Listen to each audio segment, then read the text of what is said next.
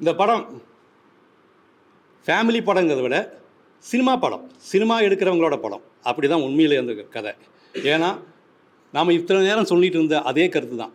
ஒரு உதவி இயக்குனர் படம் பண்ணுறதுக்கு முயற்சி செய்கிறாரு, கஷ்டப்படுறாரு, கிடைக்கல, ஏமாற்றப்படுகிறாரு, தோல்வி அடைகிறாரு. அவருக்கு உறுதுணையாக இருக்கிறது 2 அண்ணன்கள்.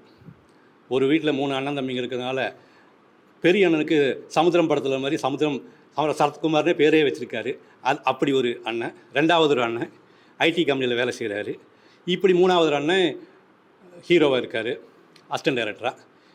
படம் பண்ணி எங்கேயும் வாய்ப்பு கிடைக்காததுனால கடைசியாக இந்த அண்ணன் தம்பிங்க, அதாவது அண்ணன்கள், உன் படத்தை நாங்கள் ப்ரொடியூஸ் பண்ணுறோம் அப்படின்னு ஆரம்பிக்கிறாங்க. 2 அண்ணன்கள் சேர்ந்து தம்பிக்கு உதவி செஞ்சு குடும்பத்தோடு ஒரு படத்தை எடுக்கிறாங்க. அதுதான் ஃபேமிலி படம். அந்த படம் எடுக்கும்போது ஏற்படுகிற கஷ்டங்கள் நஷ்டங்கள் எல்லாத்தையும் சொல்லியிருக்காங்க. ஆனால் இந்த படத்தை எனக்கு ரொம்ப பிடிச்சதுல ஒரு விஷயம் என்னென்னா, சமீப காலமாக தமிழ் படத்தில் ஒரு மலையாள படம் பார்க்குற மாதிரி ஒரு ஃபீல் குட் இதில் இருந்தது. நகைச்சுவை இருக்குது, ஆனால் காமெடி சீன் கிடையாது. எல்லாமே நம்ம ரசிச்சிருந்தோம், சிரிச்சிருந்தோம், சில வசனங்களுக்கெல்லாம் கைதட்டணும். ஆனால் இதுக்காக வச்ச பஞ்சுக்கான வச்ச சீனும் கிடையாது, காமெடிக்காக வச்ச சீனும் கிடையாது. ஆனால் கதையோடு போயிட்டே இருந்தது. அது எனக்கு ரொம்ப பிடிச்சிருந்தது. ஏன்னா நம்மளும் நிறைய படங்களை பார்த்துட்ருக்கோம் இல்லையா, கதையோட்டத்திலே இருக்குது. அதுக்கு முதல்ல எழுத்தாளர் டைரக்டருக்கு முதல் வாழ்த்துக்கள்.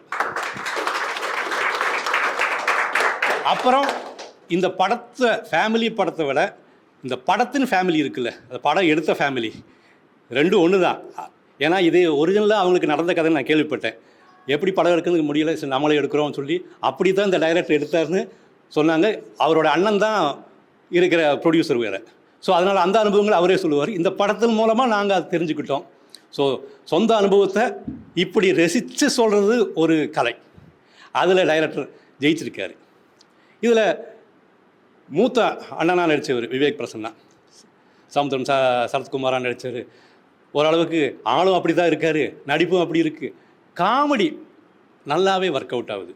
இனிமேல் விவேக் பிரசன்னாவை கொஞ்சம் நிறைய காமெடி படத்தில் இல்லை காமெடி கேரக்டரில் பார்க்க முடியும்னு நம்புகிறோம். அவருக்கும் வாழ்த்துக்கள். அந்த படத்தில் அம்மாவாக நடித்தவங்க, 2வது அண்ணனுக்கு ஜோடியாக நடித்தவங்க, இப்படி 2 பேரும் வந்திருக்காங்க. அந்த படத்தை பற்றிய அனுபவங்களை பற்றி நீங்கள் சொல்லுங்கள் ஒவ்வொருத்தராக. வாங்க சந்தோஷ், இங்கிருந்து ஆரம்பிப்போம். சந்தோஷ். வணக்கம். என் பேர் வந்து சந்தோஷ். நான் மலையாளி. அது எது சொன்னேன்னா, நான் மலையாளத்தில் நிறைய சீரியல்ஸ் எல்லாம் பண்ணிவிட்டு இதா கேட்குதா? மலையாளத்தில் நிறைய சீரியல்ஸ் எல்லாம் பண்ணி கடைசியில் அங்கேயும் வாய்ப்பு இல்லை அப்படின்னு திருப்பி இல்லை சென்னையில் வந்தேன். சென்னையில் வந்து வெப் சீரியல்ஸ் எல்லாம் பண்ணிகிட்டு இருந்தேன். இதில் ஒரு மெயின் இது என்னென்னா, நான் வந்து தமிழ் வந்து எனக்கு ரொம்ப பிடிக்கும். சின்ன வயசுலேருந்தேன் நான் வந்தது தமிழை நம்பி.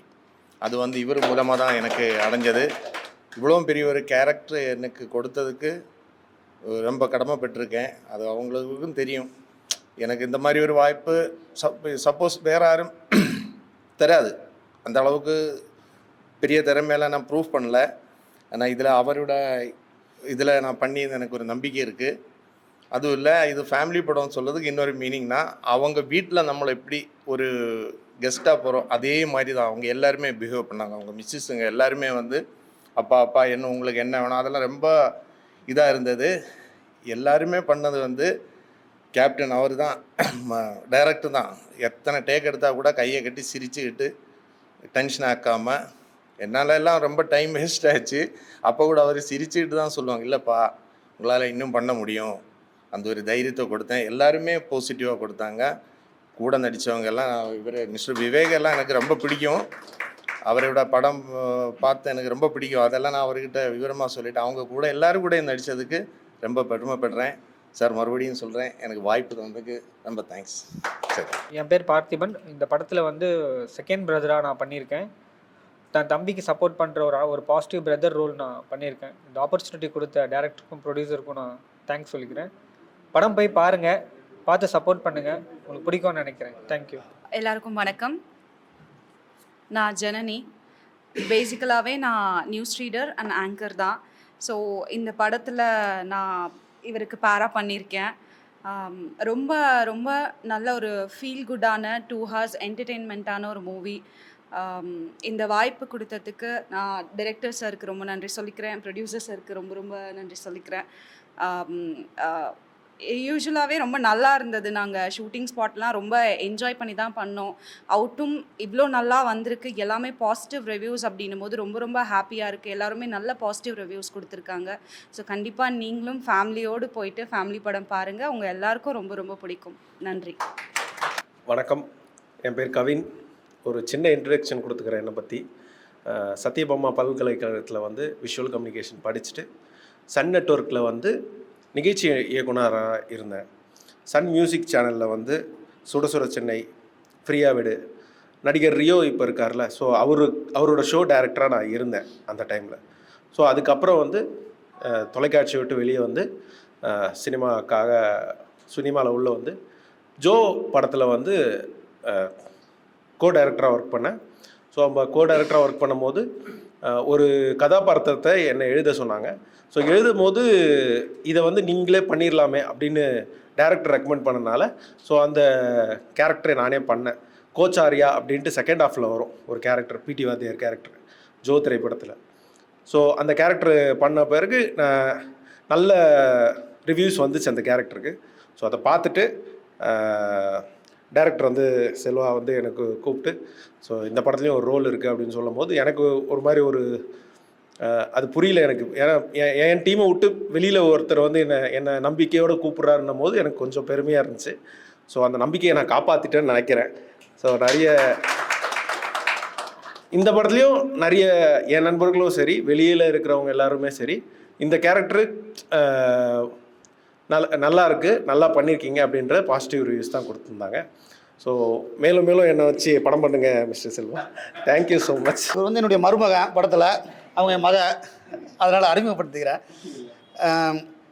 நானும் ஒரு 10 படம் பண்ணியிருக்கேன், நிறைய டைரக்டர்ஸ் பார்த்துருக்கேன். இந்த படத்தில் வந்து ஒரு சவுண்டுமே இல்லாத ஒரே டைரக்டர் நான் இந்த படத்தில் மட்டும்தான் டைரக்டரை பார்த்தேன். இப்போ கூட பாருங்கள், பேசவே மாட்டேன்றாரு. அவர் பேச்சை கேட்கறதுக்காக நான் அவ்வளோ தூரம் வந்திருக்கேன், ரெடிஸ்லேருந்து வந்திருக்கேன். என்ன பேச போகிறாரு அப்படின்னு எனக்கு தெரியணும். எனக்கு பேசவே மாட்டார், வேலையில் மட்டும் ரொம்ப ஃபாஸ்ட்டாக இருப்பார். அது இந்த இடத்துல சொல்லணும்னு ஆசைப்பட்டேன். ப்ரொடியூசருக்கு சார், பிரசன்னா சாருக்கு, அம்மாவுடைய நடிப்புலாம் பார்த்தீங்கன்னா ரொம்ப சூப்பராக இருக்கும் படத்தில். உண்மையிலே நேரத்தெல்லாம் படம் பார்த்துட்டு நான் ரொம்ப ஒரு எங்கள் அம்மா ஃபீல் வந்தது எனக்கு. அது மாதிரி ஒரு இது. அப்பா வந்து நான் வந்து ஒரு கேரக்டருக்கு உள்ளே வருவேன், உங்கள் மாமனார் வந்திருக்காரா அப்படின்னு சொல்லணும். அவர் மலையாளத்துக்கு உங்கள் மாமனார் வந்திருக்காண்டா அப்படின்னு சொல்லுவார் அந்த மலையாளத்தில். அதில் ரொம்ப காமெடியாக அந்த சீன் டைமில் பேசிகிட்டு இருந்தோம். தம்பியும் சூப்பராக நடிச்சிருக்காப்புல. அடுத்து சிவகார்த்தின்னு சொல்லியிருக்கீங்க, வாழ்த்துக்கள். என் பேர் ஸ்ரீஜா ரவி. அவர் சொன்ன மாதிரி நான் டப்பிங் ஆர்டிஸ்ட். ஆக்சுவலி ஒரு 2000 ஃபிலிம்ஸ் டப் பண்ணியிருப்பேன். இப்போ தான் கொஞ்சம் கொஞ்சமாக தேங்க்யூ 2000 ஃபிலிம்ஸ்னால் எல்லாமே தமிழ் இல்லை, தமிழ், மலையாளம், தெலுங்கு, கன்னடா, ஹிந்தி, சான்ஸ்கிரிட் இத்தனை மொழியில் பேசியிருக்கேன். அப்புறம் ஆக்டிங்கில் இப்போ தான் கொஞ்சம் நாளாக தான் வந்திருக்கேன். இதில் ஒரு நல்ல ஒரு அம்மாவாக நல்ல ஒரு கதாபாத்திரம் கொடுத்ததுக்கு first of all I was a voice artist and even now I'm a voice artist. ஆனால் இப்போ கொஞ்சம் திரைக்கு வந்திருக்கேன். So I thank my director Selva and the producers Balaji and the team. எல்லாருக்கும் நான் ரொம்ப கடமைப்பட்டிருக்கேன். ஏன்னா இதில் ஒரு த்ரூ அவுட் கேரக்டர் வந்து நான் நிறைய படங்கள் பண்ணியிருந்தாலும் இதில் தான் எனக்கு ஒரு நல்ல முழுநீள கதாபாத்திரம் கிடச்சிருந்தது. அண்ட் அவர் எதிர்பார்த்த மாதிரி இருக்குன்ற மாதிரி நான் நினச்சிக்கிறேன் இல்லையா. ஸோ எல்லாரோட அப்ரிசியேஷனும் வருது. So I'm very blessed to have this character. Thank you so much. அப்புறம் அனுபவன்றது அவர் சொன்ன மாதிரி டைரக்டர் செட்டில் வந்து ரொம்ப சாஃப்ட், இப்போ பார்க்குற மாதிரி தான், ரொம்ப சாது மனுஷன். வீட்டில் எப்படின்னு தெரியாது. அப்புறம் இல்லையா ரொம்ப, அதாவது என்ன வேணுங்கிறது நம்மளா கேட்டால் தான் அவர் கொஞ்சம் சொல்லுவார். இல்லைனாக்கா he has something in mind, அவர் கரெக்டாக அது சொல்லிடுவார். நாங்கள் டவுட்ஸ் கேட்டு வி யூஸ் டு இம்ப்ரவைஸ், அந்த மாதிரி தான் பண்ணிகிட்டு இருந்தோம். அண்ட் செட்டில் ஒரு டைரக்டர் இருக்கார், அந்த ஒரு கட்டு ஷார்ட்டு அது இதுன்னு சில பேர் வேணும்ன்ட்டே ஒரு பந்தாலாம் பண்ணுவாங்க இல்லையா, அதெல்லாம் ஒன்றும் கிடையாது. Such a sweetheart he's. And அதனாலே எல்லாரும் இந்த படம் பார்த்தீங்கன்னா ஃபேமிலி தானே உங்களுக்கே தோணும். அம்மா, அப்பா, தாத்தா, பசங்க எல்லாரும். ஆமாம். ஸோ அவ்வளோ இயல்பாக எல்லாரும் ஒரு யுனைட்டடாக பண்ண முடிஞ்சது. நல்ல ஒரு ப்ராடக்டோட ரிசல்ட் வந்திருக்குன்னா தட்ஸ் பிகாஸ் ஹெட் நல்லா இருந்தால் தான் மற்றவங்க கரெக்டாக இருக்கும் இல்லையா. So hats off to the director, thanks to him. So எங்களுக்கு முடிஞ்ச எல்லாமே 100% கொடுத்துருக்கோன்னு நம்புகிறோம். நீங்களும் அதை பார்த்துட்டு எல்லாரும் இந்த படத்தை 100 days நீங்கள்லாம் உங்களுடைய உங்கள் வார்த்தையிலேருந்து தான் it will reach the public இல்லையா? ஸோ நல்லது பார்த்தா எல்லாருமே சொல்கிறதுக்கு தயங்கவே கூடாது. எங்கே நல்லது பார்த்தாலும், ஆனால் சில பேர் சொல்ல மாட்டாங்க, நல்லா இருக்கான்னு கேட்டால் நல்லா இருக்கு. நம்மளா சொல்கிறது தானே, அதுதானே நம்ம மனுஷனுக்கு இருக்கிற ஒரு இது. ஸோ நீங்கள் எல்லாரும் அந்த ஒரு வகையில் எங்களை சப்போர்ட் பண்ணுவீங்கன்னு நான் நம்புகிறேன். Thank you so much. என் கூட ஒர்க் பண்ண எல்லாருக்கும் I extend my thanks to the assistant directors. எல்லாரும் ஒரு ஃபேமிலி தான், பசங்க மாதிரி தான் எனக்கு எல்லாரும் இருந்தாங்க அங்கே. ஸோ தேங்க்ஸ் டு ஆல் கோவொர்க்கர்ஸ் எல்லாருமே, எங்களோட ஒர்க் பண்ண எல்லாருக்கும் நன்றி. உங்களுக்கும் நன்றி சொல்கிறேன். Thank you so much. அனைவருக்கும் வணக்கம். திரைப்பட இலக்கிய சங்கமத்திற்கு என்னுடைய முதல் நன்றி. 14 ஆண்டுகள் ஒரு கலையின் மீது கொண்ட ஆர்வத்தை தொடர்ந்து இயங்கிக் கொண்டே இருக்கிறது தான் வந்து ஒரு ரொம்ப பெரிய விஷயம். விஜயன் சார், ரொம்ப ரொம்ப நன்றி சார். ஸோ ஒரு ஆலமரத்துக்கு கீழே நின்றுட்டு பல லட்சம் பேர் அதே வழியாக போயிட்டே தான் இருப்பாங்க. ஆலமரம் அதே இடத்துல வந்து வர போகிறவங்க எல்லாருக்குமே வந்து ஒரு பெரிய நிழலை கொடுத்துட்டே இருக்கிற மாதிரி. விஜயன் சார், உங்களுடைய இந்த பாராட்டுங்கிறது வந்து நீங்கள் எந்த பிரதிபலனும் எதிர்பார்க்காம செய்கிற ஒரு விஷயம் இருக்குல்ல சார், அந்த ஆலமரம் மாதிரி. அந்த ஆலமரத்துக்கெல்லாம் நிறைய பேர் இருந்துட்டு போயிருக்காங்க சார். தேங்க்யூ. ஸோ இது என்னன்னா, ஒரு படம் பேசப்படுவதற்கும் ஒரு படம் பேசும் பொருளாக மாறுவதற்கும் ஒரு சின்ன வித்தியாசம் தான் இருக்குது. படம் நேற்று ரிலீஸ் ஆகிருக்கு, ஃபேமிலி படம். இன்னைக்கு ஒரு திரைப்பட இலக்கிய சங்கமம் அப்படிங்கிற ஒரு ஒரு ஒரு நிகழ்வுல அந்த படத்தை பற்றி பேசுறது தான் இந்த படத்துக்கு எடுத்த முதல் வெற்றியாக நான் பார்க்குறேன். அப்படி என்ன இருக்குது இந்த படத்தில், எதுக்கு வந்து இந்த படத்தை பற்றி நாம் பேசணும் அப்படிங்கிற எண்ணம் தோன்றணும்னா, அந்த படத்துக்குள்ள மக்களுக்கு தேவையானதும் மக்களை தொடர்பு படுத்திக்கக்கூடிய எல்லா விஷயங்களும் இருந்தால் மட்டும்தான் உரையாடலுக்கு உட்படுத்தப்படும். அது புத்தகமாக இருந்தாலும் சரி, கவிதையாக இருந்தாலும் சரி, இலக்கியமாக இருந்தாலும் சரி, நாவலாக இருந்தாலும் சரி, ஒரு திரைப்படமாக இருந்தாலும் சரி. அந்த திரைப்படத்தை பற்றி பேச வேண்டும் என்றால் அந்த திரைப்படத்தில் மக்களோடு தொடர்புடைய ஏதோ ஒரு உணர்வுகள் கலந்திருந்தால் அது கண்டிப்பாக பேசப்படும். அப்படி தான் இந்த ஃபேமிலி படத்தை நான் பார்க்குறேன். இந்த படத்தில் ஒரு டயலாக் ஒன்று இருக்குது. ஸோ லக்குங்கிறது வந்து ஒரு நல்ல மனுஷனை மீட் பண்ணுற தருணம் தான் சார் லக்கு அப்படின்னு ஒரு டயலாக் இருக்குது. இதில் வந்து அந்த மாதிரி வந்து அவரோட அண்ணனே அவருக்கு ஒரு பெரிய ஒரு நல்ல மனிதராக நான் பார்க்குறேன். So producer sir Balaji sir, இந்த படத்தோட கதையும் அதுதான். ஒரு குடும்பத்தில் ஒரு இளைய சகோதரன் வந்து ஒரு இயக்குனர் ஆகணும்னு முயற்சி பண்ணுறாரு. நிறைய போராட்டம், வழக்கமான போராட்டம், புறக்கணிப்பு நடந்துகிட்டே இருக்குது. ஒரு நாள் ரொம்ப சோர்ந்து இருக்கிறப்போ ஒரு நிகழ்வன் மூலமாக அந்த குடும்பத்தில் இருக்கிற சகோதரர்களுக்கு வந்து தெரிய வருது, உன்னை நம்பி யாருமே பண்ண மாட்டாங்க, நீ பண்ணுவியா உன் அண்ணனா, உன் தம்பிக்கு, நாங்கள் தானே பணம் போடுறோம் அப்படின்னு ஒரு குரல் கேட்குது. அப்போ எடுக்கிற முடிவு தான் இந்த படத்தை வந்து அந்த குடும்பம் எடுக்கணும்னு முடிவு பண்ணுறாங்க, ஆரம்பிக்கிறாங்க. ஸோ இப்போது இந்த படத்தை வந்து மெலோ ட்ராமாவாக சொல்லலாம், இல்லை ரொம்ப சோக கதையாக சொல்லலாம், இல்லை வட்டிக்கு வாங்கி கஷ்டப்படுற சீனாக சொல்லலாம். பட் அதுக்கு தான் நம்ம வந்து படம் எடுக்கிறதுங்கிறது ஒரு மிகப்பெரிய சவால். அப்படின்னா அதில் கஷ்டம் மட்டும்தான் நிறையா இருக்கும். இப்போ அந்த கஷ்டத்தை காட்டுறது நம்மளோட வேலையாக இருக்கக்கூடாது. இந்த மாதிரி ஒரு முக்கியமான முயற்சி வந்து மேற்கொண்டு அடுத்து கலைத்துறைக்கு வரவங்களுக்கு ஒரு பெரிய பூஸ்டப்பாக இருக்கணும், நம்பிக்கை இழக்காத வகையில் அந்த திரைக்கதை இருக்கணுங்கிறது தான் வந்து டைரக்டர் எடுத்த முதல் முயற்சியாக இருந்தது. ஸோ அது வந்து இந்த படத்தை அதுதான் ரொம்ப கரெக்டான விஷயமா இருந்தது. படத்தில் ரொம்ப சோகமாக பேச முடியும், ரொம்ப வந்து காசு இல்லை, இப்போ இன்னைக்கு வந்து ஒரு நாள் ஷூட்டிங் எடுத்துட்டோம், காசு இல்லை, அடுத்த நாளுக்கு சீன் இப்படியே கூட போகலாம். பட் அப்படி இல்லை, எது நடந்தாலும் ஒரு முயற்சி ஆரம்பிச்சிருக்கோம், அதை முடிக்கணும் அப்படிங்கிறது. ஸோ அதுதான் இந்த படத்தோட பெரிய வெற்றியாக பார்க்குறேன். தேங்க்யூ செல்வா. ஸோ இந்த மாதிரி ஒரு அழகான ஒரு ஸ்கிரிப்டுக்கு நான் நடித்த எனக்கு பிடித்த ஒரு சில திரைப்படங்களில் ஃபேமிலி படம் மிக முக்கியமான படமாக நான் கருதுகிறேன். ஸோ அது எனக்கு ரொம்ப மகிழ்ச்சியாக இருந்தது, ரொம்ப திருப்தியாக. ரொம்ப நாளைக்கு அப்புறம் நான் ஒரு கதாபாத்திரம் ஏற்று நடித்ததும் ஃபேமிலி படம்னு சொல்லலாம். ஏன்னா அது நடிக்கும் போது எனக்கு அந்த உணர்வு இருந்தது, ஸ்கிரிப்ட் படிக்கிறப்பையும் இருந்தது, ரிலீஸ் ஆகிட்டு ஒவ்வொருத்தரும் அவங்களோட ஃபீட்பேக் சொல்கிறப்பையும் இருந்தது. ஸோ தேங்க்யூ ஸோ மச் எல்லாருக்குமே, இதில் நடித்தவர்கள் எல்லாருக்குமே. ஏன்னா இந்த 4 நாட்களாக எல்லாருமே ஒன்றா தான் வந்து எல்லா இடத்துக்கும் வந்து போய் விசிட் பண்ணிகிட்ருக்கோம். தேட்டரில் ஷோ இருக்கோ இல்லையோ, ஒரு ஷோ 2 ஷோ தான் கிடச்சிருக்கு சின்ன படங்கிறதுனால. ஸோ எல்லாருமே வந்து அவங்களுக்கு வந்து சப்போர்ட் பண்ணிகிட்டே இருக்கிறது வந்து ரொம்ப சந்தோஷமாக இருக்குது. Thank you every one. ஸோ உங்களோட சப்போர்ட் ரொம்ப முக்கியம். நீங்கள் யாருமே படம் பார்க்காம இருக்கிறதுனால இந்த படத்து மேலே உங்களுக்கு இருக்கிறப்ப இந்த கியூரியாசிட்டி இன்னும் கொஞ்சம் கூடுறதுக்கான வாய்ப்புகள் நிறைய இருக்குது. நாங்கள் அதை பற்றி ரொம்ப அதிகமாக படத்தை பற்றி பெருசாக பேச விரும்பலை. கண்டிப்பாக இந்த படம் இன்னைக்கு இந்த கலந்துரையாடலுக்கு ஏன் உட்படுத்தப்பட்டதுங்கிறது காரணம் நீங்கள் படம் பார்த்து முடிச்சதுக்கப்புறம் கண்டிப்பாக உங்களுக்கு ஒரு மகிழ்ச்சியான ஒரு விஷயமா தான் இருக்கும். ஸோ ரொம்ப நன்றி இந்த நிகழ்வுக்கு விஜயன் சார், மீண்டும் மீண்டும் நன்றி. So thank you so much. உங்களுடைய நேரத்தை ஒதுக்கி ஒரு கலைக்காகவும் ஒரு கலை சார்ந்த நிகழ்வுக்கும் உங்களுடைய நேரத்தை ஒதுக்குறதுக்கு வந்து ரொம்ப நன்றி கடன்பட்டிருக்கோம். நன்றி. எல்லோருக்கும் வணக்கம். ஆக்சுவலாக ஃபேமிலி படம் நேற்று ரிலீஸ் ஆகிடுச்சு. சாருக்கு ரொம்ப நன்றி. இன்றைக்கி எங்களுக்கு இது ஒரு வெற்றி விழா மாதிரி தான் எனக்கு தோணுது உண்மையிலே. அப்புறம் அவர் வந்து அண்ணன் வந்து தம்பிக்காகன்னு சொன்னார். அது நான் ஒரே ஒரு சின்ன எக்ஸ்ப்ளனேஷன் மட்டும் கொடுத்துட்றேன்.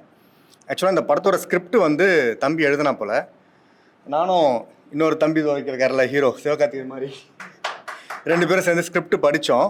ஸ்கிரிப்ட் நல்லா இருந்துச்சு, எங்கடா போய் சொல்ல போகிறேன்னு சொல்லிட்டு கேட்டுட்டு அப்புறம் எங்களுக்கு கூட டிஸ்கஸ் பண்ணிவிட்டு சரி நம்மளே பண்ணலான்ற ஒரு பிளான் பண்ணோம். சரி ஸ்கிரிப்ட் நல்லா இருக்குது பண்ணலாம். அவர் ஒரு ஷார்ட் ஃபிலிம் எடுத்திருக்காப்புல, ஏற்கனவே ஒரு படத்தில் அசிஸ்டன்ட் டைரக்டர் 2 படத்தில் ஒர்க் பண்ணியிருக்காப்புல. ஸோ இதான் எக்ஸ்பீரியன்ஸ். ஆஸ் அ ப்ரொடியூசராக நான் பேசுகிறேன். இப்போது ஷூட் ஆரம்பிக்கிறோம், பூஜை போட்டுட்டு ஃபஸ்ட்டு 2 நாள் ஷூட் நாங்கள் முடிச்சுட்டு அந்த இடத்துல நான் அண்ணனா யோசிக்கலை, ஆஸ் அ ப்ரொடியூசராக மட்டும் யோசிச்சுட்டு எனக்கு நீ எடுத்ததை எனக்கு போட்டு காமின்னு சொன்னேன். இல்லை என்னதான் இருந்தாலும் எல்லாருமே வந்து டக்குன்னு ஏன்னா இது ஒரு இன்வெஸ்ட்மெண்ட் இருக்குல்ல இதில். ஸோ அந்த அவர் எடுத்த ஃபுட்டேஜஸை நாங்கள் பார்த்தோம், அதில் நாங்கள் காம்ப்ரமைஸ் ஆகி அப்புறமா தான் மேற்கொண்டு திரும்பவும் ஸ்டார்ட் பண்ணோம். ஸோ இதை நான் ஏன் இங்கே சொல்ல வரேன்னா, இது ஒரு அண்ணன் தம்பிக்காக எடுத்துட்டான்னு மட்டும் நினச்சிடக்கூடாதுல்ல. ஒரு நல்ல மேக்கர் அதில் இருக்காங்கன்றதை நாங்கள் ஃபஸ்ட்டு அப்சர்வ் பண்ணோம், அதை நாங்கள் வெளியே கொண்டு வரணும்னு நினச்சோம். ஸோ இதுதான் ஒரு முக்கியமான ஒரு விஷயமா நான் இங்கே சொல்கிறேன். அப்புறம் எவ்வளோ டேரக்டர்ஸ் இருக்காங்க, ஸ்கிரிப்ட் நல்லா எழுதுவாங்க, பட் அது மேக்கிங்கில் ஒரு கான்ஃபிடென்ட்டை கொடுக்கணும் அது எல்லாருக்கும் அது. ஸோ அந்த ஒரு விஷயத்துக்காக தான் நான் இதை கன்வே பண்ணுறேன். அது எங்களுக்கு ரொம்ப கன்வீன்ஸாக இருந்துச்சு. இன்றைக்கி அது ஆடியன்ஸ் அதை நல்லா ஃபீல் பண்ணுறாங்கன்னும் போது நாங்கள் நினச்ச எடுத்த முடிவு நல்லா இருக்குன்றதை நாங்கள் இப்போது 100% அதை நம்புகிறோம். Sure thank you sir, thank you. அப்புறம் இந்த ஸ்கிரிப்ட் எழுதிட்டு ஆர்டிஸ்ட்டு சொன்னார். ஆக்சுவலாக ஸ்கிரிப்டில் என்ன பட்ஜெட்டுன்றது ஒரு பிளான் பண்ணோம். அந்த பட்ஜெட்டுக்கான கேஸ்டிங் தான் நாங்கள் போனோன்றதுலையும் எங்களுடைய இதுவாக இருந்துச்சு.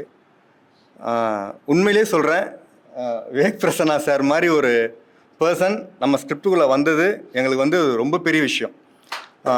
எப்படின்னா, அவர் வந்தார், டேரக்டரை பார்த்து ஸ்கிரிப்ட் படித்தார். அவர் கதைலாம் கேட்க மாட்டேன்ட்டார், ஸ்கிரிப்ட் தான் படிப்பேன்ட்டார். ஸ்கிரிப்டை ஃபுல்லாக படித்தார். படிச்சுட்டு நான் பண்ணுறேன்ட்டார். பண்ணுற மீன்ஸு என்ன பண்ணணும், ஆக்சுவலாக அடுத்து வந்து ப்ரொடியூசருக்கும் அவருக்குமான ஒரு கான்ட்ராக்ட் தானே, அக்ரிமெண்ட் போடணும், அட்வான்ஸ் கொடுக்கணும். இது 2மே நான் பண்ணல. இது 2மே நானும் பண்ணல, அவரும் கேட்கல. பட் நான் வந்து டேரக்டரை ஃபாலோ பண்ணுறேன். இந்த மாதிரி சார்கிட்ட என்னடா பேசிட்டியா, சாரி டேரக்டர் சார்கிட்ட பேசிட்டியா, அட்வான்ஸ் கொடுக்கல, அக்ரிமெண்ட்டு போடலை, வந்துடுவாரா, இல்லை பூஜை போடுற அன்றைக்கி வந்துடுறேன்ட்டார். எனக்கு தெரிஞ்சு நான் பார்த்ததில் அட்வான்ஸ் வாங்காமல் அக்ரிமெண்ட் போடாமல் ஸ்ட்ரைட்டாக பூஜைக்கு வந்த ஒரு பர்சனாக நான் விவேக் பிரசன்னா சாரை பார்க்குறேன். இது எல்லாமே வந்து அந்த ஒரு கதை மேலே இருந்த ஒரு நம்பிக்கையாக மட்டும்தான் நான் பார்த்தேன். இதே மாதிரி தான் மற்ற ஆர்டிஸ்ட், உதய் சாராக இருக்கட்டும், அம்மாவாக இருக்கட்டும், ஜனனி மேடமாக இருக்கட்டும், கவின் ப்ரோவாக இருக்கட்டும், இவங்க எல்லாருமே இந்த கதையும் இந்த டீமையும் முழுசாக நம்பி இந்த பசங்க ஏதோ செய்யணும்னு நினைக்கிறாங்க. நமக்கு அதுக்கு என்ன எஃபர்ட் நம்ம போடணுமோ அதுக்கு போடணும்னு சொல்லிட்டு ரொம்ப எங்களுக்காக நிறைய விஷயத்தை அட்ஜஸ்ட் பண்ணாங்க. சேல்ரி ஆகட்டும், நான் ஓப்பனாக சொல்கிறேன், சேல்ரி ஆகட்டும், அந்த ஃபெசிலிட்டிஸ் ஆகட்டும், ஃபுட் ஆகட்டும், நிறைய அக்காமடேஷன். ஆஸ் அ ப்ரொடக்ஷன் சைட்லேருந்து நாங்கள் வந்து ஆஸ் அ ப்ரொடியூசராக எனக்கு வந்து இது 0. இதுதான் ஃபஸ்ட்டு படம். இதுக்கு முன்னாடி சினிமாவுக்கு எனக்கும் சம்மந்தமே இல்லை. தேட்டரில் போய் படம் பார்த்ததை தவிர எங்களுக்கு வேறு எதுவுமே தெரியாது. இப்படி ஒரு பேக்ட்ராப்லேருந்து வந்து, ஆனால் இன்றைக்கி இந்த படம் மார்ச் மாதம் பூஜை போட்டோம். 28 நாள் எனக்கு டேட்ஸ் கொடுத்தாரு புக்கில். நான் கூட யோசித்தேன், என்னடா இப்போ 28 நாள்னு சொல்கிறேன், போய் எகுருமா என்ன எதுவும் தெரியல அப்படின்னு சொல்லிட்டு, இல்லை இதில் பண்ணிடுறேன். 2 நாள் பஃபர் கேட்டார். 30 days சொன்னார். நான் பெருமைக்கு சொல்லலை, அந்த 28 நாளில் முடிச்சு கொடுத்தாரு. அவர் என்ன பட்ஜெட் கொடுத்தாரோ அந்த பட்ஜெட்டில் தான் படமும் பண்ணோம். அவர் சொன்ன டேஸில் தான் பண்ணோம். இது ஒரு வித்தவுட் எனி எக்ஸ்பீரியன்ஸாக இவ்வளோ ஷார்ட் டைமில் மார்ச்சில் பூஜை போட்டு டிசம்பரில் ரிலீஸ் பண்ணியிருக்கோம் அப்படின்னா அதுக்கு முழுக்க முழுக்க இந்த ஒட்டுமொத்த டீமுடைய டெடிகேஷன் தான். முக்கியமாக இதில் டைரக்ஷன் டீம்னு இருக்காங்க. அந்த டைரக்ஷன் டீம் இருக்காங்கல்ல, அவங்க டைரக்ஷன் டீமாக மட்டும் இல்லாமல் ப்ரொடக்ஷனில் இருந்தாங்க, இருக்கிற 74 டிபார்ட்மெண்ட்லேயும் அவங்க இருந்தாங்க. அந்த மாதிரி ஒரு டைரக்ஷன் டீமும் உண்மையிலேயே எங்கேயுமே கிடைக்க மாட்டாங்க. ஸோ இது எல்லாமே ஒரு டேரக்டரோட ஃப்ரெண்ட்ஸாக தான் அவங்க எல்லாம் உள்ளே வந்தாங்க. ஒரு ப்ரொடியூசரோட தம்பிங்களும் நிறைய பேர் இங்கே இருந்தாங்க. ஸோ இவ்வளோ சப்போர்ட் எனக்கு இருந்ததுனால மட்டும்தான் நம்மளால் ஒரு நல்ல படம் எடுத்த ப்ரொடியூசர்ன்ற பேர் நமக்கு இன்றைக்கி கிடச்சிருக்கு. ஸோ இது எல்லாமே ஏற்படுத்தி கொடுத்த டேரக்டருக்கும் என்னோட இன்னொரு பிரதர் பார்த்திக்கும், விவேக் பிரசன்னா சார், அம்மா, ஜனனி, கவின் ப்ரோ, சந்தோஷ் சார் எல்லாருக்குமே ரொம்ப நன்றி. இந்த விழாவை ஏற்பாடு பண்ணி கொடுத்த சாருக்கு ரொம்ப ரொம்ப நன்றி. தேங்க்ஸ். எல்லாருக்கும் வணக்கம். எல்லாருக்கும் வணக்கம். இந்த படம் வந்து தொடங்கினதுக்கான ஒரே ஒரு ரீசன் வந்து இதுக்கு முன்னாடி எனக்கு ஏற்பட்ட சில அனுபவங்கள் தான். இந்த படம் பண்ணணும்னு முடிவு பண்ணிட்டோம். ஆனால் எப்படி பண்ண போகிறோம், எங்கேருந்து ஸ்டார்ட் பண்ண போகிறோன்னு எந்த ஐடியாவுமே கிடையாது. ஃபேமிலிக்கிட்ட நான் இதை பற்றி சொன்னேன். சரி நம்ம பண்ணலான்னு சொன்னாங்க. பண்ணலான்னு சொல்கிற அப்போ எங்ககிட்ட வெறும் அந்த வார்த்தை மட்டும்தான் இருந்துச்சே தவிர கையில் ₹1 கிடையாது. அப்படி ஆரம்பித்த ப்ராஜெக்ட் தான் இது. எங்கள் கூட என்ன பாசிட்டிவிட்டி வந்துச்சுன்னே தெரியல. அதுதான் எங்களை இவ்வளோ தூரம் கூட்டிகிட்டே வந்துச்சு. ஸோ எங்களுடைய ஐடியா எல்லாரையுமே கூட்டிகிட்டு வந்திருக்கு. லைக் விவேக் அண்ணாலாம் வந்து படம் ரிலீஸ் ஆனதுக்கப்புறம் நிறைய பேர் வரவே மாட்டாங்க. அந்த படம் ரிலீஸ் ஆனதுக்கப்புறம் யார் எங்கே போவாங்க, அவங்கவுங்க அடுத்தடுத்த ஷூட்டிங்க்கு போவாங்க, அடுத்தடுத்த வேலைக்கு போயிட்டே இருந்துருவாங்க.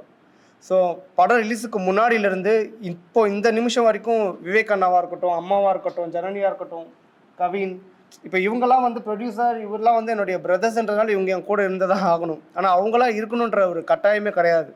அண்ட் ஸ்டில் டைரக்ஷன் டீமுமே நான் சொல்கிறேன், இவங்க எல்லோரும் ஒவ்வொரு ஷோஸ் எங்கே கிடைக்குது, எங்கே ப்ரொமோஷன் இருக்குது, எங்கேயாச்சும் இன்டர்வியூ இருக்கா, எங்கேயாச்சும் இப்போது ஷோ போய் பார்க்கலாமா, இப்போ வரைக்கும் இவங்க எங்கள் கூட ட்ராவல் ஆகிட்டு இருக்கிறது வந்து ஜஸ்ட் லைக் இந்த படத்து மேலே அவங்க வச்ச நம்பிக்கை. அண்ட் எங்கள் கூட இவ்வளோ தூரம் அவங்க ட்ராவல் ஆகணும்னு ஆசைப்பட்டதால் தான் இதெல்லாம் நடந்துக்கிட்டு இருக்கு. ஸோ இப்போ இந்த படம் நேற்று ரிலீஸ் ஆச்சு. ஆனால் எல்லாருக்கிட்டையுமே ஒரு நல்ல ரெஸ்பான்ஸ் தான் வந்துட்டுருக்கு. இப்போ வரைக்கும் பார்த்தவங்களும் சரி, ப்ரெஸ் அண்ட் மீடியாவும் சரி, இது ஒரு நல்ல படம்னு சொல்லியிருக்காங்க. அந்த வகையில் எங்கள் எல்லாருக்குமே ஒரு சந்தோஷமான ஒரு விஷயமாக தான் இதை நாங்கள் பார்க்குறோம். வாங்க சார்.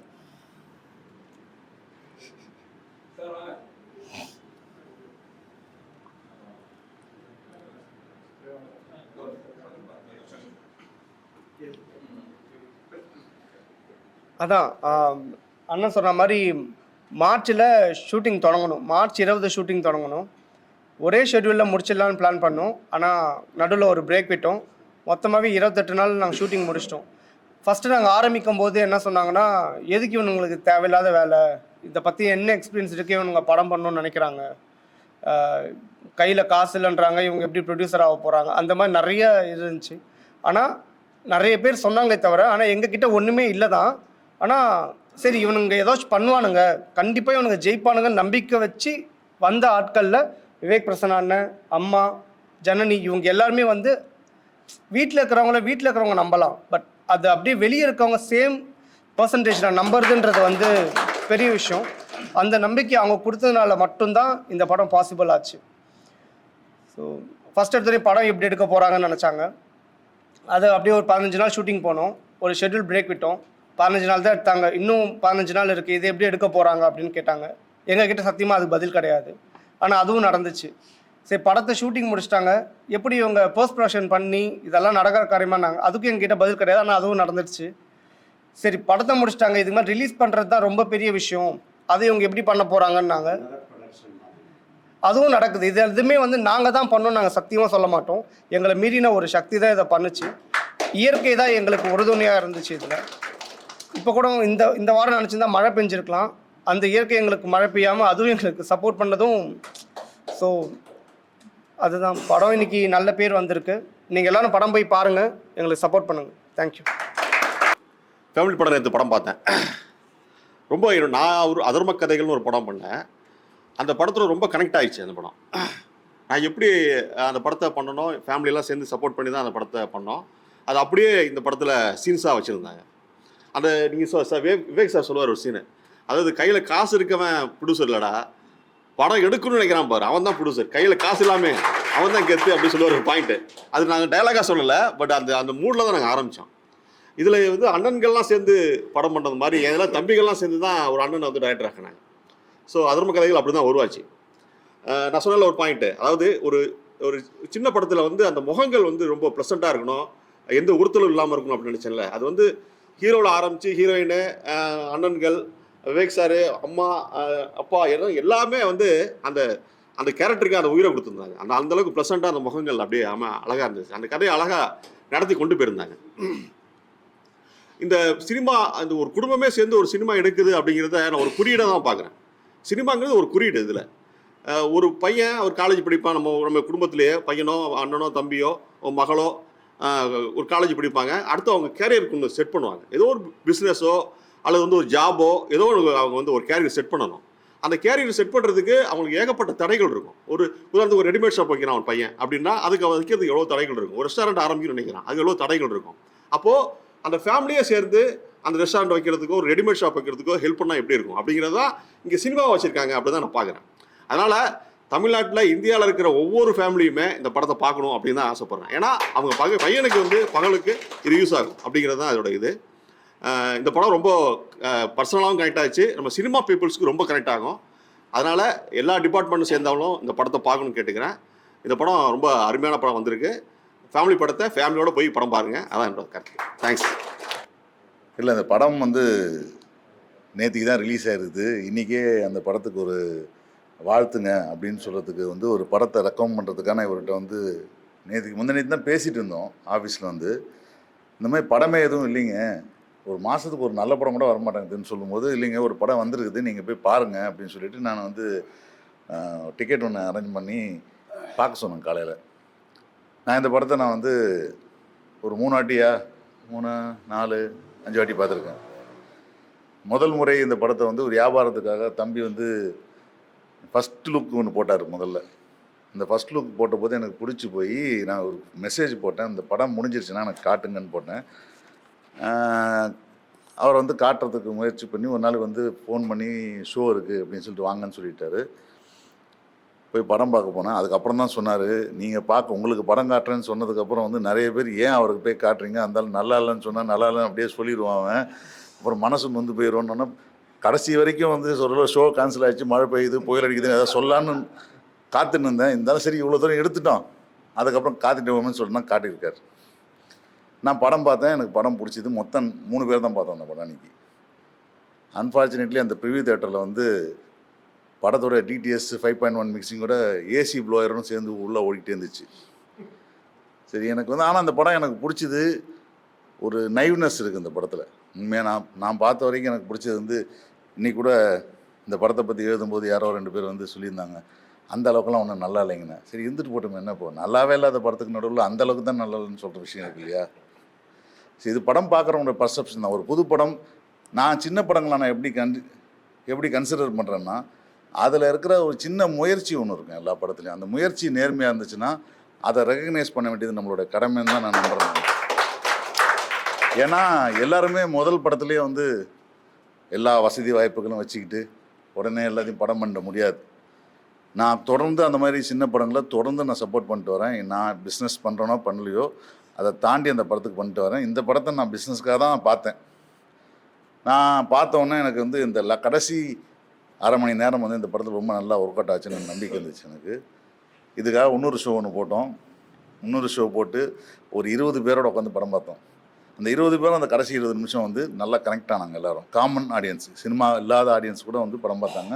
அவங்களுக்கு ரொம்ப பிடிச்சிது. என்கிட்ட இருக்க ஒரு கெட்ட பழக்கம் ஒன்று என்னென்னா, நல்லா இருக்குன்னு பிடிச்சிச்சின்னு சொன்னால் எல்லார்ட்டையும் சொல்லியிருப்பேன். இது மாதிரி வேவ் பிரச்சனாவோட வேற ஒரு படத்துக்கு ஃபங்க்ஷனுக்கு நான் கெஸ்ட்டாக போயிருந்த போது அவர்கிட்ட கூப்பிட்டு உங்கள் படம் பார்த்துட்டேன், சூப்பராக இருக்குன்னு அவர்கிட்டே சொன்னேன். ஞாபகம் இருக்கா? ஆலன் படத்தும் போது. ஸோ அந்த மாதிரி நான் எங்கெங்கெல்லாம் இந்த படம் பார்க்குறேன்னா, இந்த படம் வந்து ஒரு நல்ல படம், ஒரு க்யூட்டான படம் வருது பாருங்கள் அப்படின்னு சொல்லியிருக்கேன். பிடிக்கிற படம்னா பேச மாட்டேன். ஜென்ரலாக இது என்ன நடக்கும்னா, இந்த படம் பற்றி நாங்கள் பிஸ்னஸ் பண்ணுறான்ற லெவலுக்கு வரைக்கும் போயிட்டோம். அன்ஃபார்ச்சுனேட்லி எங்கள் கையில் இல்லை கடைசியில். பட் அதே மீறி இந்த படத்துக்கு நான் சப்போர்ட் பண்ணணும்னு நினச்சது வந்து என்னுடைய மிக முக்கியமான சுயநலம். இப்போ யாராவது சின்ன படங்கள் எடுத்தால் அதை கவனிக்கிறது இல்லை, பேசுறது இல்லை, அதுக்கு ஒரு அக்னாலேஜ்மெண்ட் கூட பண்ணுறதில்ல. ஆனால் இன்றைக்கி வந்த புஷ்பாவை எல்லாரும் போய் பார்த்துருவோம் இல்லையா? அது டிஃபால்ட்டாக பார்த்துருவோம், அதுக்கு ஒரு விமர்சனம் எழுதிடுவோம். அதில் குறைகளே இருந்தால் கூட அந்த படத்தில் வந்து இதெல்லாம் வந்து பரவாயில்ல கலக்கிட்டாங்கன்னு சொல்லுவோம். ஆனால் ஒரு சின்ன படத்துக்கு நம்ம வந்து நிறைய பூதாகாரமான ஒரு பூதகண்ணை வச்சுக்கிட்டு இது ஸ்லோவாக இருக்குது, இது நல்லா இல்லை, இது நல்லா இல்லைன்னு சொல்லக்கூடிய விஷயம் தான். ஆனால் இந்த படம் அப்படி ஒரு படத்தை வந்து கரிசனத்தோடு அணுக வேண்டிய நெசசிட்டியே கிடையாது. சீரியஸாக சொல்கிறேன். ஒரு ஆடியன்ஸ் வந்து பாவம் இவங்கெல்லாம் சின்ன படம் எடுத்திருக்காங்க அதனால் பாராட்டணும்னு சொல்லிட்டு பாவம் பார்த்தெல்லாம் ஒரு படத்தை வந்து நீங்கள் பாராட்டவே முடியாது. ஒரு படம் நீங்கள் பார்க்கும்போது உங்களுக்கு கனெக்ட் ஆச்சுன்னா கண்டிப்பாக அது வந்து அதுக்கப்புறம் நீங்கள் வந்து அதில் இருக்க டெக்னிக்கல் ஃப்ளாஸு, இந்த நடிப்பில் சில குறைகள் இதெல்லாம் இருக்கும் இல்லையா, அதெல்லாம் நீங்கள் கன்சிடர் பண்ணலாம். அதுதான் வந்து நியாயமான விஷயமும் கூட. அப்படியே நம்ம ஸ்ட்ரிக்டாக பார்க்க தேவையில்லை. அப்படி தான் நாங்கள் சின்ன படங்களை அணுகிறோம். அப்படி அணுகுனாலும் அதை வந்து அந்த படங்களை வந்து எப்படி சரி பண்ணுறது அப்படின்ற ஒரு முயற்சி பண்ணுறோம். ஏதாவது ஒன்று சரி பண்ணலாமா, ஏதாவது ரீஎடிட் பண்ணலாமா, சவுண்டு போடலாமா, ஏதாவது பாட்டு போடலாமா அப்படின்லாம். இப்போ ஒரு படம் அப்படி தான் நாங்கள் வாங்கி வச்சுருக்கோம். காமு காப்பின்னு ஒரு படம் அடுத்த மாதம் ரிலீஸ் பண்ணலான்னு பிளான் பண்ணிகிட்ருக்கோம். அதுக்கு அப்படி தான் அந்த படத்துக்கு வந்து புதுசாக ஒரு 10-15 நிமிஷம் ஷூட் பண்ணி ரீஎடிட் பண்ணி சவுண்டெல்லாம் மாற்றி ஒரு சாங் கம்போஸ் பண்ணி சாங் ஷூட் பண்ணி இது ஒரு முழு படமாக மாற்றத்துக்கு என்ன பண்ணணுமோ அதை நாங்கள் பண்ணிகிட்ருக்கோம். உடனே அந்த படம் எனக்கு 200 கோடி சம்பாதிச்சு கொடுத்துனான்னு கேட்டிங்கன்னா கிடைக்காது, தெரியாது. பட் அந்த படம் ஒரு ப்ராபபிலிட்டியாக கரெக்டாக லான்ச் பண்ணும்போது கரெக்டாக இருக்கும். இந்த படம் வந்து அப்படி பார்த்தபோது எனக்கு ரொம்ப பிடிச்சிது. நம்ப மாட்டீங்க, நான் ஃபஸ்ட் டைம் ஃபுல்லாக பார்த்துருக்கேன். நான் யூஸ்வலாக ஒரு வாட்டி பார்த்தாலே எனக்கு ஃபுல்லாக மனப்பாடம் ஆகிடும். ஃபஸ்ட் டைம் பார்த்துருக்கேன். எனக்கு சவுண்ட் சரியில்லைன்னு சொல்லி 2வது வாட்டி மக்களோட பார்த்தேன், என்ஜாய் பண்ணேன். அதுக்கப்புறம் ப்ரெஷ் ஷோ போடும்போது செகண்ட் ஹாஃப் ஃபுல்லாக பார்த்தேன். அன்றைக்கி நைட்டே ப்ரீமியர் ஷோ போட்டாங்க, அன்றைக்கி ஃபுல்லாக பார்த்தேன். எனக்கு போர் அடிக்கலை. இதில் அவ்வளோதான் படம். நான் வந்து இதில் இப்போ இந்த படத்தை நான் பாராட்டுறதுனால இப்போ ஒருவேளை நான் ரிலீஸ் பண்ணியிருந்தா கூட என்னோடய சுயநலத்துக்கு சொல்லலாம்னு நினைக்கலாம். அதெல்லாம் கிடையாது. இந்த மாதிரி படங்கள் சின்ன சின்னதாக அக்னாலேஜ் பண்ணி வரும்போது உங்களுக்கு எல்லாருக்கும் ஒரு நம்பிக்கைக்குரிய விஷயமாக உருவாகும். அது ரொம்ப முக்கியம். படத்தை ரிலீஸ் பண்ணுறதுன்னு சாதாரண விஷயம் கிடையாது. இவர் சொன்ன மாதிரி பல வருஷங்கள் படம் எடுத்து வச்சுருக்க படம்லாம் நான் பார்த்துட்ருக்கேன். இவங்கெல்லாம் மார்ச் மாதத்தில் ஆரம்பித்து டிசம்பரில் ரிலீஸ் பண்ணதே கடவுள் அருள் தான். அதில் வந்து எங்கேயோ உங்களுக்கு லைட் வச்சுருக்குது. அதனால் வந்து படம் ரிலீஸ் ஆகிடுச்சு, எல்லோரும் நாளைக்கு வரைக்கும் பார்த்துக்கலாம், நாளைக்கு பார்த்துக்கலாம், திங்கக்கிழமை பார்த்துக்கலான்னு வெயிட் பண்ணாமல் அட்லீஸ்ட்டு தியேட்டருக்கு போய் ஒரு என்கொயரி போட்டிங்கன்னா தான் அவன் ஒரு ஷோ வந்து சஸ்டெயின் பண்ணுவாங்க. அவங்க மேலே தப்பு கிடையாது. ஏன்னா தியேட்டருக்காரங்களோட பிரச்சனை எனக்கு தெரியும், அது தனி பிரச்சனை. அவன் ஏன் சின்ன படங்களை ஓட்டுறதுக்கான வாய்ப்பு கொடுக்குறது இல்லைன்ற காரணம் என்னென்னா, ஒரு 100 சீட் இருக்கிற தியேட்டரில் உங்களுக்கு வந்து ஹவுஸ்ஃபுல்லாக ஓடினாலே 6000 ரூபா தான் கிடைக்கும் தியேட்டருக்காரனுக்கு. அவ்வளோதான் கிடைக்கும். அப்படி கிடைக்காத பட்சத்தில் நீங்கள் சின்ன படத்தை போட்டு 5 பேர் 10 பேர் வந்தால் அவன் தியேட்டர் நடத்து பிரயோஜனம் இல்லை. அந்த 5 பேர் வந்தால் 2 பேர் தான் பாப்கார்ன் வாங்குவான். இதே வேற ஒரு படத்துக்கு ஒரு 30 பேர் வந்தாங்கன்னா 15 பேர் பாப்கார்ன் வாங்குவான். இப்போ அந்த கிராஸ் கனெக்ட் ஆகிடும். அதுக்கு தான் அவங்க பண்ணுறது. இல்லை நல்லா ஓடனா அது நல்ல படம் கெட்ட படம்லாம் பிரச்சனையே கிடையாது. அவனுக்கு வாக்கின் மட்டும்தான் முக்கியம். வாக்கினில் வரக்கூடிய பாப்கார்ன் சேல்ஸ் மட்டும்தான் முக்கியம். ஏன்னா அதில் தான் அவங்களுக்கு லாபம். ஸோ அட்லீஸ்ட் நீங்கள் எல்லாரும் இந்த இன்றைக்கி நாளைக்குள்ளே இருக்கிற ஏன் இன்றைக்கே வைக்கணும் அப்படின்றதுக்கு காரணம் என்னென்னா, எப்பவுமே ஒரு படம் வந்ததுக்கப்புறம் அது ஓடி முடிச்சதுக்கப்புறம் சார் நான் தேடி பார்த்தேன் சார் எந்த தேட்டர்லையும் இல்லை அப்படின்ற சொல்ல நிலைமை இருக்குது இல்லையா, அதை கொஞ்சம் மாற்றலாம் தான். இவ கூட கேட்டார், சார் நேற்று தான் ரிலீஸ் ஆகுது இன்றைக்கே வாழ்த்தலாமா. நமக்கு பிடிச்சா வாழ்த்தலாங்க. அது ஒரு 4 பேர் கூட வச்சு வாழ்த்துனா அவங்க 4 பேர் பார்ப்பாங்க. அதை பார்த்துட்டு நீங்கள் உங்கள் ஒப்பீனியன் நீங்கள் என்ன வேணால் எழுதலாம், அது தவறு கிடையாது. பட் தியேட்டரில் போய் பார்க்குறது தான் இந்த மாதிரி படங்களை ஆரோக்கியமான விஷயமா இருக்கும். இல்லாட்டா 100 குடும்பம் வந்து இது மாதிரி இன்வெஸ்ட் பண்ணாது. இல்லை, ஏன்னா இது அது பார்க்கணும். கண்டிப்பாக நீங்கள் ரிக்ரெட் பண்ண மாட்டீங்க. நான் வந்து ஏதாவது புரட்சி படம் அதெல்லாம் கிடையாது. ரொம்ப சிம்பிளான ஒரு ஃபேமிலி படம். ஜாலியாக போய் பாருங்கள். உங்களுக்கு இருக்கிற லேக் இருக்காது, பெரிய ட்விஸ்ட் அண்ட் டர்ன் இருக்காது. ஒரு ஃபீல் குட் படமான ஒரு படம். இந்த படம் மலையாளத்தில் வந்திருந்தால் எப்படி இந்த மாதிரிலாம் கதை யோசிக்கிறான்னு யோசிப்பீங்க, கண்டிப்பாக யோசிப்பீங்க. அது மலையாளத்தில் போடும்போது இன்னும் கொஞ்சம் ஃபைனான்ஸ் இருக்கிற காரணம் வந்து அதுக்கான பட்ஜெட் இதெல்லாம் இருக்குது, இவங்களுக்கான அந்த விஷயங்கள் இருக்குது. பட் எனக்கு வந்து ரொம்ப பிடிச்ச ஒரு நடிகர் அந்த படத்தில் வந்து நம்ம விவேக் பிரசன்னா. அவர் வந்து ஏன்னா ஒரிஜினல் விவேக் பிரசன்னா சமுத்திரம் அவர் தான் அவங்க அண்ணன். அவரையும் நான் டெய்லி பார்த்துட்டு இருக்கேன், இவரையும் பார்த்தேன்னா கிட்டத்தட்ட எப்படி வந்து உங்களை நீங்கள் அவரை பார்த்து ஏதாவது இன்ஸ்பயர் ஆகிட்டீங்களான்னு தெரியல. அவ்வளோ செமையாக சூட்டாக இருக்கும் அந்த கேரக்டரில். அதுவும் அவர் வந்து படம் முழுக்க பஞ்ச் டயலாக ரொம்ப மொக்கையான நேரத்தில் பஞ்ச் டயலாக் பேசுவார் அவர். அதுக்கு இவர் கொடுக்குற கவுண்டர் வந்து செம்மையாக இருக்கும். நீ பாட்டுக்கு ஏதாவது பேசி போய்ட்டு ஜெயிலில் போட்டுற போகிறான்னு சொல்கிற மாதிரி படம் ஃபுல்லாகவே ரொம்ப இயல்பாக இருக்கும். எனக்கு ரொம்ப பிடிச்ச விஷயம் ஃபஸ்ட் ஹாஃபில் வந்து இந்த அண்ணன் தம்பிக்குள்ளே பேசிக்கிற ஒரு சீன் இருக்குது. எனக்கு தெரியும் அந்த படம் ஃபஸ்ட்டு டைம் நான் பார்க்கும்போது எனக்கு வந்து இவரை தவிர எனக்கு யாருமே தெரியாது. இது நல்லா இருக்குது, ஒரு இவ்வளோ இயல்பாக பேசிக்கிற மாதிரி ஒரு குடும்பம் இருக்குதுன்னு அதுதான் கவனத்துக்கு முதல்ல இழுத்துச்சு. கண்டிப்பாக படம் பாருங்கள், உங்களுக்கு எல்லாம் பிடிக்கும்னு நினைக்கிறேன். பிடிச்சதுன்னா ஒரு 4 வார்த்தை எழுதுங்க. நம்ம புஷ்பாவுக்கு எழுதுறதை விட இந்த மாதிரி படங்களுக்கு எழுதுறது வந்து ரொம்ப முக்கியம் நம்புகிறேன் நான். அது வந்து உங்களுக்கு தான் நல்லது. இப்போ இங்கே உட்காந்துருக்கவங்க அத்தனை பேருமே ஏதோ ஒரு வகையில் சினிமாவில் நம்ம வந்து எதாவது பண்ணணும் அப்படின்னு ஒரு ஆர்வத்தில் தான் வந்து உட்காந்துருக்கோம். சும்மா பொழுது போகாமல் வந்து இங்கே யாரும் உட்காரல. அப்போ உங்களுடைய விஷயங்கள் எங்கேயாவது ஒரு நினைவாங்கணும்னு நினைக்கும்போது அதுக்கான முயற்சி இங்கே இருக்கிற அக்னாலஜ்மெண்ட் தான் அது ரிஃப்ளெக்ட் ஆகும் உங்களுக்கு.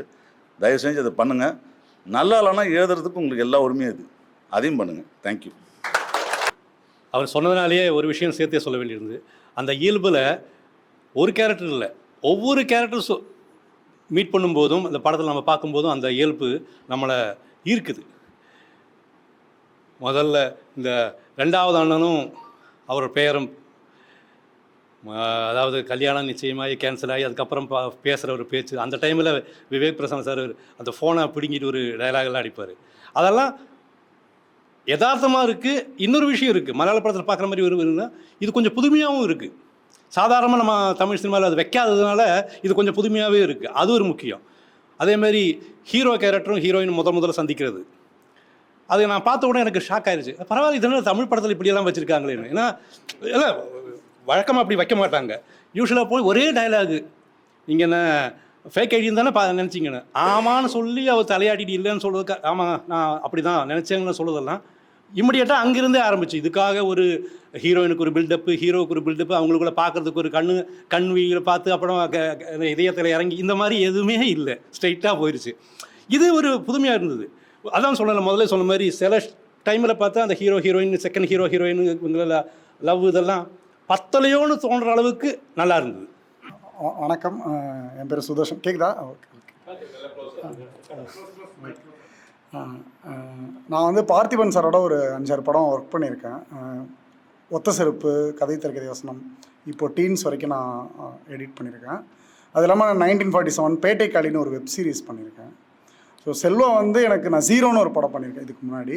அப்போலேருந்து பழக்கம். செல்வாவோட இந்த படத்தில் ஒரு டைலாக் வரும், ஷார்ட் ஃபிலிம் பண்ண எடிட்டரே படத்துக்கும் எடிட்டராக வச்சுக்கோங்க அப்படின்னு சொல்லி ஒரு டைலாக், 10,000 ரூபாய்க்கு 10 படம் எடிட் பண்ணுறேன்னு ஒரு டைலாக் வரும்.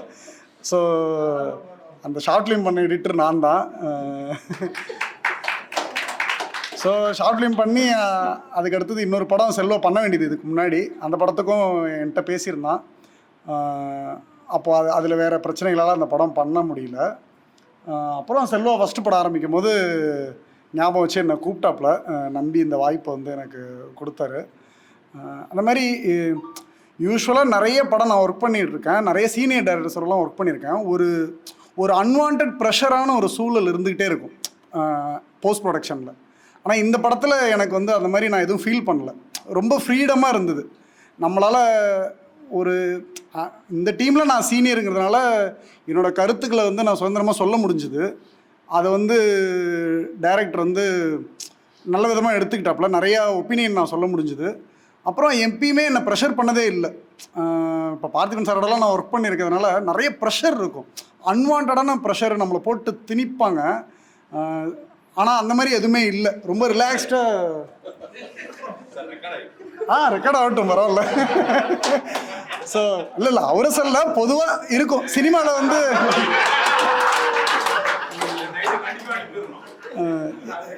எப்பயுமே போஸ்ட் ப்ரொடக்ஷனில் ஒரு பயங்கர ப்ரெஷர் இருக்கும். இந்த படத்தில் அது இல்லை. அது வந்து முக்கியமான காரணம் நம்ம அசிஸ்டன்ட் டைரக்டர்ஸ்லாம் கூட ரொம்ப ரிலாக்ஸ்டாக இது வேணும், இது வேணாம், இது வச்சுக்கலாம், இது அந்த அளவுக்கு இருந்தது. ஸோ ஒரு நல்ல ஒரு சில படத்தை நம்ம ஓன் பண்ணிப்போம். நம்ம நிறைய படம் ஒர்க் பண்ணாலும் எல்லா படத்தையும் நம்ம ஓன் பண்ணிக்க முடியாது. சில படம் ஒர்க்காக பார்ப்போம். எனிவே எல்லா படத்துக்கும் ஒரே எஃபர்ட் தான். அந்த எஃபர்ட் வந்து நம்ம கண்டிப்பாக கொடுத்துருவோம் எல்லா படத்துக்கும். ஆனால் சில படம் வந்து நமக்கு ரொம்ப பர்சனலாக கனெக்ட் ஆகும். இந்த படத்தில் அந்த மாதிரி நிறைய இருக்குது. நானும் 3, எனக்கு 2, ஒரு அண்ணன் ஒரு தம்பி. ஸோ அது ஒரு பெரிய கனெக்ஷனு அந்த ஃபேமிலி. எங்கள் வீட்டில் எல்லாருமே ஆர்டிஸ்ட். எங்கள் அப்பா வந்து ஃபைன் ஆர்ட்ஸு, அப்போ அண்ணன் வந்து சிலைலாம் பண்ணுறான். ஸோ அந்த மாதிரி இருக்கிறதுனால எனக்கு ஆஸ் அ ஃபேமிலியாகவும் இந்த படமும் கனெக்ட் ஆகிடுச்சு. இந்த படத்தில் வந்து டைரக்டர், ப்ரொடியூசர் அவங்க அண்ணன் தம்பிலாம் சேர்ந்து ஒரு படம் பண்ணுறது, ஸோ இந்த ஒத்துமையாக நாங்களும் இருப்போம் எங்கள் வீட்லேயும். அது வந்து எனக்கு பார்ட் 2 டைரக்டர் தான் சொல்லுவார். அதுவும் கனெக்ட் ஆச்சு. அப்புறம் இவங்க என்னை நடத்தின விதம், நம்ம ஒர்க் பண்ணுற இடத்துல நமக்கு ரொம்ப கன்வீனியண்ட்டாக இருந்தாலே அந்த படத்தை நம்ம ஓன் பண்ணிப்போம். அதை தாண்டி இந்த படமும் எனக்கு ரொம்ப, இப்போ நான் ஒரு 10 படம், ஒரு 20 படம் நான் பண்ணியிருக்கேன். அதில் வந்து எனக்கு முக்கியமாக ஒரு 5 படம் சொல்லணும்னா இந்த படம் அதில் ஒரு முக்கியமான படமாக இருக்கும். ஸோ இதோடு இல்லாமல் செல்வாவும் இந்த டீமும் சரி தொடர்ந்து நல்ல படங்கள் பண்ணணும். அப்புறம் இந்த படத்தில் வந்து நான் எடிட் ஸ்டார்ட் பண்ணும் போதே எனக்கு ஃபஸ்ட்டு தோணுது, இவர் வந்து எனக்கு ரொம்ப பிடிச்சிருந்தது. நீங்கள் படம் பார்த்தீங்கன்னா தெரியும், ஒரு யூஸ்வலான ஒரு ஆர்டிஸ்ட்டுக்கு இல்லாத ஒரு சினிமாவில் ரெகுலராக நடிக்கிறவங்களுக்கு ஒரு சின்ன கான்ஷியஸ்னஸ் இருந்துகிட்டே இருக்கும். அது வந்து நீங்கள் ஃபைனல் படத்தில் தெரியாட்டி கூட எடிட்டில் தெரியும். அவர் ரொம்ப கான்ஷியஸாக பண்ணியிருக்காரு இந்த ஷார்ட்டில். இல்லை இந்த டைலாக் இல்லை நடக்கும் போது கூட ஒரு இது இருக்கும். இவர்கிட்ட அது இருக்காது. இவர் அப்படியே ரொம்ப அப்படியே தொப்பையை வச்சுட்டு இருப்பார், கேஷுவலாக அப்படி நடப்பார். அது ஏன் சொல்லணும்னா அவருக்கு அதை பற்றின கவலையே இல்லை. அவர் ரெகுலராக சினிமாவில் நடிக்காததுனாலே என்னவோ அவர் அதை பற்றிலாம் மைண்ட் பண்ணிக்கல. அவர் அந்த கேரக்டர் என்னவோ அதை வந்து ஜஸ்ட் லைக் தான் நடிச்சுட்டு போயிட்டுருப்பார். நான் அப்போவே சொன்னேன் இவருக்கு வந்து இவர் ரொம்ப நல்லா பண்ணியிருக்காரு. நான் செல்வாட்ட நிறைய தடவை சொல்லியிருக்கேன், உங்கள் அண்ணா வந்து சூப்பராக பண்ணியிருக்காரு படத்தில், எல்லாரை விட இவர் வந்து எனக்கு ரொம்ப பிடிச்சிருக்கு அப்படின்னு நான் சொல்லிட்டே இருப்பேன். அது படம் பார்த்தீங்கன்னா எல்லாருமே ஃபீல் பண்ணீங்க. விவேக் அண்ணா ஆஸ் யூஷுவல் நான் சொன்னேன் என்னன்னா, என்ன நான் ஷார்ட் ஃபிலிம் நடிச்சப்போ எப்படி நான் பார்த்தனோ அப்படிதான் நான் பார்த்தேன் இந்த படத்துல. ஆமாம், ரொம்ப இயல்பாக பண்ணியிருந்தார் அந்த ரோலை. பர்சனலாக எனக்கு இவர் ஃபேவரெட்டு. விவேக் அண்ணா ரொம்ப நல்லா நடிச்சிருந்தாங்க.